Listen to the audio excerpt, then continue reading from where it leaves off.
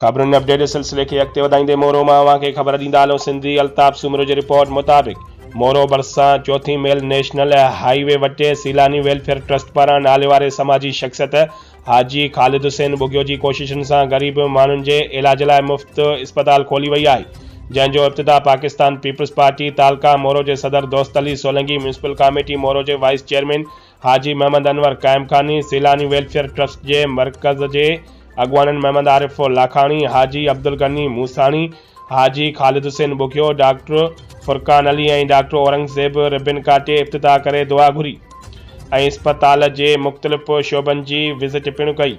बाद में मुनक़िद कयल तक़रीब के ख़िताब कंदे मुक़ररीन चयो त हिन साल में ग़रीब माण्हुनि जो मुफ़्त इलाज ऐं दवाऊं फ़राहम कयूं वेंदियूं। मरीज़नि खे व्हील चेयर ऐं ऑक्सीजन समेत सिहत जूं सभु सहूलियतूं मुहैया कयूं वेंदियूं।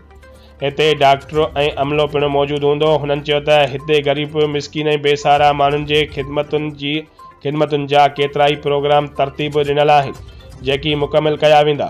हिते ग़रीब ऐं मिस्किन माण्हुनि, मर्दनि, औरतुनि ऐं ॿारनि खे मानी पिणु खाराई वेंदी आहे ऐं उन्हनि जे हर तरह जी मदद पिणु कई वेंदी आहे।